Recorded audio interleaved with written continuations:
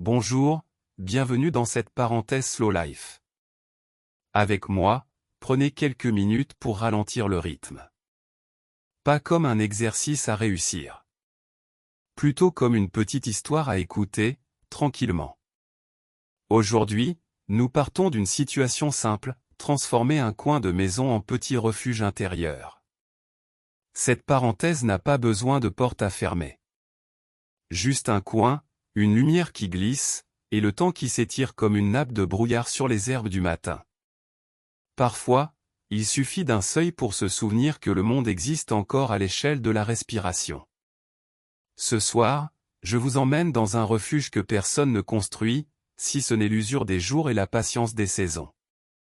Une alcôve de 4 murs, un fauteuil qui a pris la forme du corps, une tasse de thé qui refroidit entre les doigts. Rien de spectaculaire.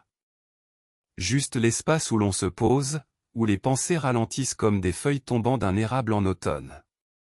Laissez-moi vous raconter comment ce petit coin, presque anodin, est devenu un lieu où le bruit des machines s'efface et où l'on écoute enfin autre chose que le temps qui file. Pas de recette ici, pas de méthode. Juste une observation, une main qui se pose sur le bois usé d'une table, et la certitude vague que c'est assez. Que c'est même beaucoup. Le mur du fond est celui où la lumière du soir s'accroche, comme une toile d'araignée tissée de poussière dorée. En été, elle entre par la fenêtre entr'ouverte, chargée de chaleur et de parfums de thym qui poussent près de la porte. En hiver, elle est plus timide, filtrée par le givre qui dessine des vitraux éphémères sur la vitre. Ce mur n'a rien d'exceptionnel. Pourtant, c'est là que je pose les yeux quand les mots se bousculent dans la tête. Il porte les traces de tout, une éraflure en forme de croissant de lune laissée par un enfant qui a traîné sa chaise trop vite. Une tache de café séché que personne n'a jamais pris la peine d'effacer. Une étagère de fortune où s'entassent des livres dont certains ne seront plus jamais ouverts. Mais peu importe. Ce mur est vivant. Il respire avec nous. Et puis il y a le fauteuil. Un vieux fauteuil en velours vert bouteille, dont l'assise s'est creusée avec les années au point de dessiner la courbe exacte du bassin.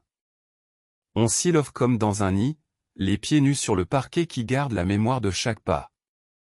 Quand je m'y installe, je sens le bois vibrer sous moi, comme si le plancher lui-même chuchotait des histoires de ceux qui s'y sont assis avant. Parfois, je ferme les yeux et j'imagine les mains qui ont poli cette surface, les doigts qui ont effleuré les rainures du tissu, les corps qui ont cédé à la fatigue en se laissant glisser. Ce fauteuil est un témoin.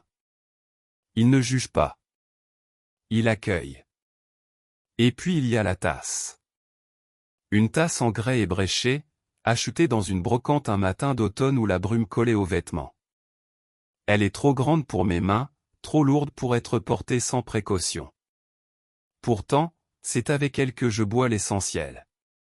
Le thé y est infusé longtemps, presque trop, jusqu'à ce que l'eau prenne une teinte de miel sombre. Les feuilles séchées dansent au fond quand je porte la tasse à mes lèvres. Leur goût acre et terreux me ramène à l'instant présent. Pas de sucre. Pas de lait. Juste l'âpreté du thé et la douceur de la chaleur qui remonte le long des doigts. C'est dans ce rituel minuscule que je trouve parfois une forme de grâce. Pas une révélation fracassante, non. Juste une petite étincelle, comme quand on frotte deux silex l'un contre l'autre dans l'obscurité. Un instant de lumière, puis le noir revient, plus doux cette fois. Et puis il y a le carrelage. Un carrelage hexagonal, rouge et ocre, posé là depuis si longtemps que les joints ont pris une teinte grisâtre. En été, il est frais sous les pieds nus. En hiver, il garde encore la chaleur du poêle à bois qui ronronne dans la pièce voisine. Ce carrelage a entendu des pas pressés, des rires étouffés, des silences. Il a vu des souliers boueux entrer après une marche dans les champs, des chaussettes trouées traîner près du foyer. Il est là, patient, indifférent aux drames et aux joies. Il est le sol sur lequel tout se joue, le support invisible de nos vies minuscules. Parfois, je m'assois par terre, les jambes repliées, et je pose ma paume sur le carrelage. Je sens sa rugosité, sa fraîcheur ou sa tiédeur selon la saison.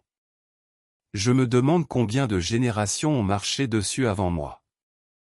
Combien de gens ont posé ici leur fardeau le temps d'une respiration. Ce carrelage est une page blanche. On peut y écrire ce qu'on veut, ou ne rien écrire du tout. Juste y déposer son poids et sentir le monde tenir debout sous soi. Et puis il y a la fenêtre. Une fenêtre basse, large comme 2 mains jointes, qui donne sur le jardin. Pas un jardin aménagé, non. Juste un bout de terre où poussent, ici et là, des herbes folles, des coquelicots, une touffe de lavande qui résiste à tout. En automne, les feuilles mortes s'y amassent en motifs changeants, dessinés par le vent. En hiver, la neige y dessine des paysages silencieux. Au printemps, les bourgeons éclatent comme des promesses. Et en été, les insectes butinent, indifférents aux frontières que nous traçons. Cette fenêtre est un écran de cinéma sans fin. Elle projette des paysages que personne n'a choisis, qui se renouvellent sans cesse. Parfois, un oiseau s'y pose, un merle ou une mésange, et il me regarde comme si j'étais une curiosité. Je lui souris. Il ne comprend pas, mais il reste un moment. Puis il s'envole, emportant avec lui un peu de cette paix qui ne demande qu'à être partagée. Ce coin de maison n'a rien d'un temple. Ce n'est pas un lieu de pèlerinage, pas un endroit où l'on vient chercher des réponses. C'est simplement un lieu où l'on revient à soi, comme on rentre chez soi après une longue marche. Il n'y a pas de protocole ici. Pas de règles à suivre. Juste l'espace et le temps qui s'accordent, comme 2 instruments qui finissent par jouer la même mélodie. Parfois, je m'y installe avec un carnet. Pas pour écrire, non. Juste pour dessiner des formes, des taches d'encre, des traits qui n'ont aucun sens. Parfois, je m'y installe sans rien. Juste pour regarder la poussière danser dans la lumière du soir. Ou pour écouter le tic-tac de l'horloge, ce bruit de métronome qui rythme nos vies sans qu'on s'en aperçoive. Ce coin de maison est un refuge parce qu'il est vivant. Parce qu'il porte les traces de tout ce qui a été, les rires, les pleurs, les silences, les attentes. Il est le témoin muet de nos va-et-vient, de nos chutes et de nos redressements. Et c'est peut-être pour cela qu'il est si apaisant. Parce qu'il ne demande rien. Il ne promet rien. Il est simplement là, comme un vieux compagnon, avec ses défauts, ses marques, ses cicatrices. Alors ce soir, si vous le souhaitez, je vous invite à fermer les yeux un instant. À imaginer ce coin de maison à votre image. Pas un lieu parfait, non. Un lieu à votre mesure. Où la lumière entre comme elle veut. Où les objets ont une histoire.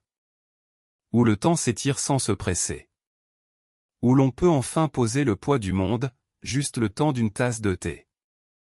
Parce que parfois, c'est dans ces petits refuges minuscules que l'on se souvient de l'essentiel, que la vie, malgré tout, est une chose douce. Malgré les écrans, malgré le bruit, malgré l'urgence. Il suffit d'un seuil.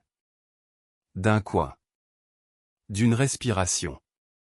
Ce contenu est proposé comme un support de réflexion, de détente et de divertissement spirituel.